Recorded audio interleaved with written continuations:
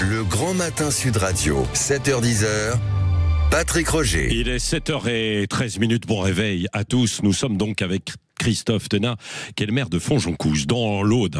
C'est là où il y a eu cet incendie particulièrement important et terrible en début d'été. Christophe Tenat, rebonjour à vous. Et on le disait, il y a des teufeurs, on les appelle comme ça, ce sont ces fêtards, qui sont venus donc sur un terrain samedi, évidemment en dépit de toute autorisation, et qui se sont installés sur une plaine qui a brûlé au milieu de quelques vignes qui étaient encore intactes, c'est ça, hein?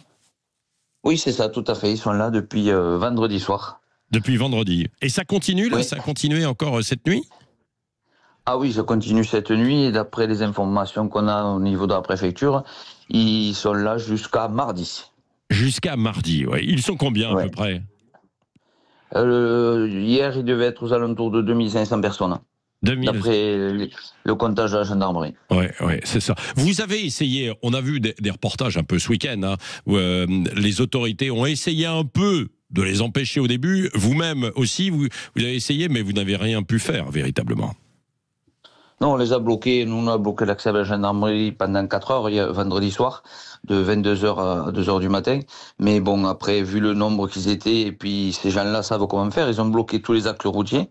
Donc, au bout d'un moment, la gendarmerie, sur ordre de je ne sais qui, a été obligée de les laisser passer. Oui, c'est ça. Et à partir de là, ils ont pu regagner cette plaine. Ouais. Qu'est-ce que ça suscite chez vous, le fait que des fêtards viennent s'installer sur des terrains qui ont brûlé pour certains et d'autres où il y a encore des vignes intactes, je le disais. Voilà, c'est ça. Ils se sont mis sur ces terrains. C'est pour nous, pour la population, on trouve ça indécent. Alors qu'ils fassent la fête, je le conçois, mais c'était ni le lieu ni l'endroit pour le faire. Oui. Et Parce que la problématique. Oui. Allez-y, oui. La problématique, c'est comment ils vont laisser le site. Oui, bien sûr. Voilà.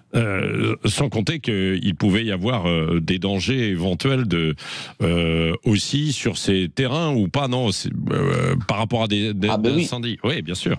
Ouais. D'incendie, non, mais c'est des terrains qui sont remplis de cendres et toute cette poussière, elle est quand même nocive, puisque là, nous, on doit, quand on coupe les arbres, tout ça qui ont brûlé dans le village, on nous dit porter des gants, des masques, et eux, ils sont au milieu de ça, pour certains pieds nus, ils respirent cette poussière, enfin bon, ils sont totalement inconscients. Oui. Et avec le préfet, il n'y a pas eu possibilité de les déloger, parce qu'il y aurait des risques, c'est ça, Christophe Tenat, non ?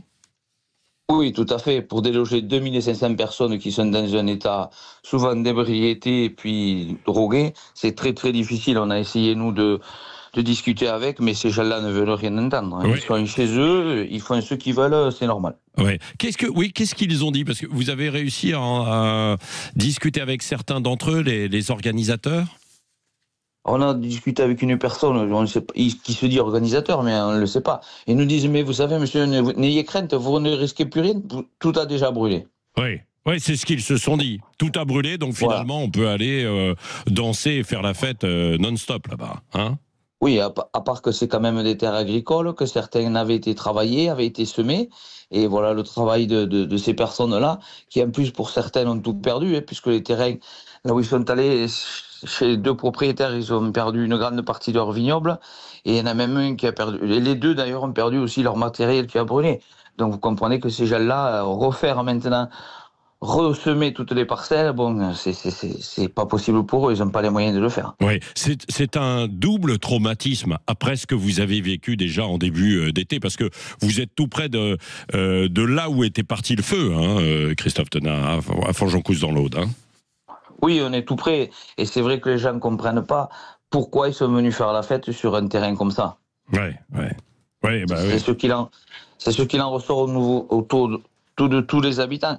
Alors certes qu'ils fassent la fête, bon, ils font ce qu'ils veulent, mais c'était ni le lieu ni l'endroit. Voilà. Ni le moment. Bon, donc c'est jusqu'à demain mardi, a priori, hein, Christophe Tenat, et puis après, vous allez découvrir ce qu'il y a, les dégâts éventuels, quoi. Et puis on vous rappellera, hein, en tout cas, merci d'avoir témoigné avec vous ce matin, parce que je sais que vous êtes sur le pont, fortement mobilisé depuis 3 jours, comme vous l'étiez justement aussi en début d'été avec les incendies. C'est aussi pour ça qu'on voulait vous avoir en direct sur Sud Radio. Merci Christophe Tenat d'avoir été avec nous ce matin.